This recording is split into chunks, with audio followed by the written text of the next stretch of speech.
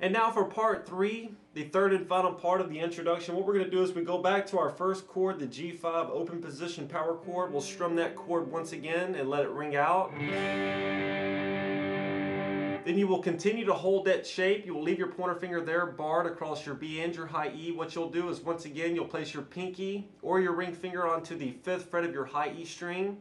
Then once again strum one time in a downward motion from your D string down. It will sound like this. Then following that, pick your pinky up off the board. Your pointer finger is still barred there at the 3rd fret of the B and the high E. You will pick your high E string 2 times. Then pick your B string once. Then pick the high E once again. So far here in part 3 we have this played slow.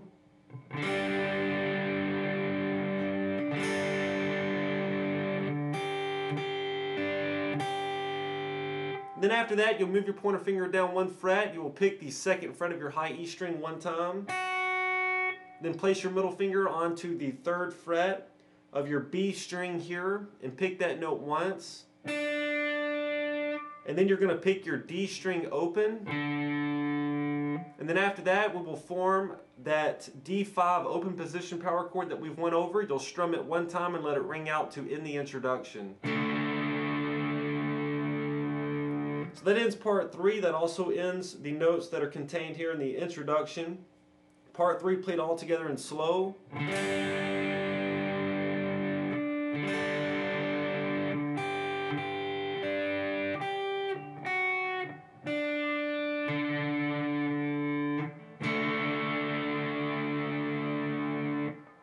Part 3 played in roll speed.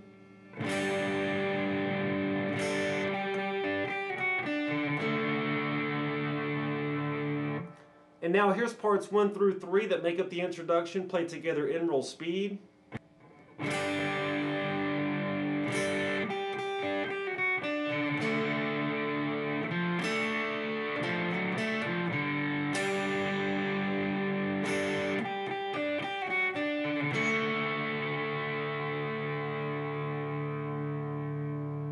So that's the introduction there. The song begins. We'll play parts 1 through 3 together only 1 time.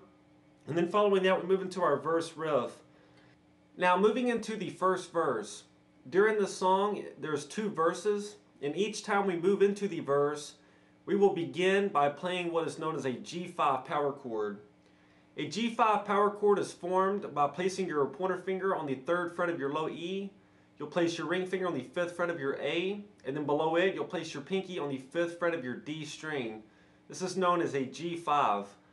And if you find this chord to be difficult to form, it can be modified so that your pointer finger is on the 3rd fret of your low E, and then you'll place your pinky on the 5th fret of your A. In this position here, you will only be playing the top 2 strings. But the song is played in the first way that I showed. It's a 3-finger power chord known as a G5. And like I said, there's 2 verses during the song, and each time we move to the verse, the very first thing that we're going to do is we're going to play this G5 power chord.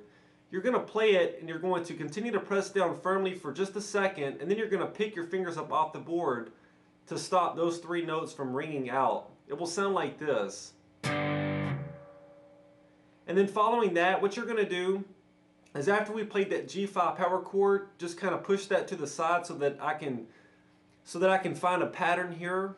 Once we played the G5, I have then broken the rest of the verse down into 2 parts.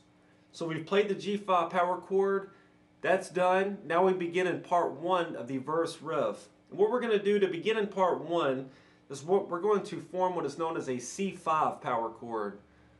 This power chord is formed by placing your pointer finger on the 3rd fret of your A string, place your ring finger on the 5th fret of your D, and then below it, place your pinky on the 5th fret of your G. And once again, if this chord is too difficult, you can place your pinky on the 5th fret of your D string. And if you choose to do that, you can only play the A and the D strings, which would be the 3rd fret of the A and then the 5th fret of the D. But the actual chord is played as a 3-finger power chord. Here's known as a C5. And what we're going to do here to begin in part 1 is we're going to form this chord. We're going to be pressing down firmly on those 3 notes. We're going to strum this chord down and then up. It will sound like this. And And then after you've done that, you're going to move your shape up, move each finger up one string so that we're back at that G5 power chord. You'll form it and you'll strum it down one time. So far here in part one, we have this played slow. And then after that, we're going to move back to our C5 power chord. And you're going to strum it down one time. So far here in part one of the verse, we have this played slow.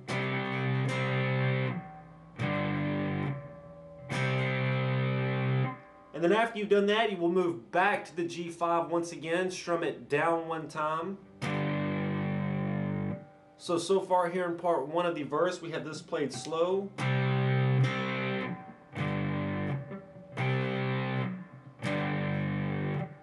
And then after that, to end the first part, we're going to move to what is known as a D5 power chord.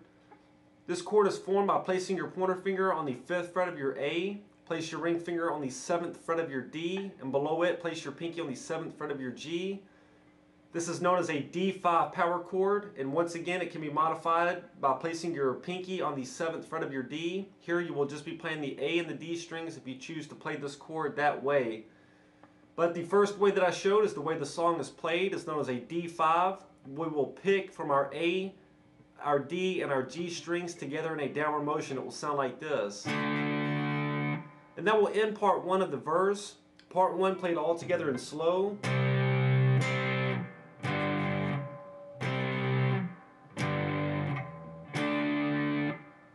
So that's part one played slow, part one played in real speed.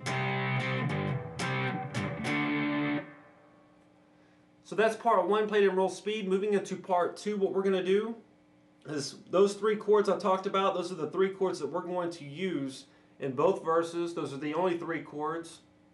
So in part two, what we're going to do is we're going to begin it by forming the G5 power chord. You'll strum it down and then up. Then after that, you're going to move to that D5 power chord. You'll strum it down one time. So far here in part two of the verse, we have this played slowly. Then after that, we'll move back to the G5, strum it down one time. So far here in part two, we have this played slow.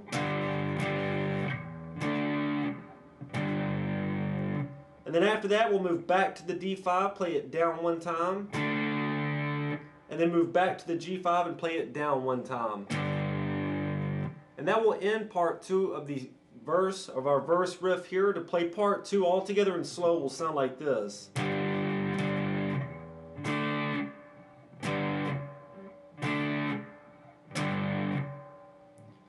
Part two played in real speed. So that's part two. Parts one and two played together in real speed will sound like this.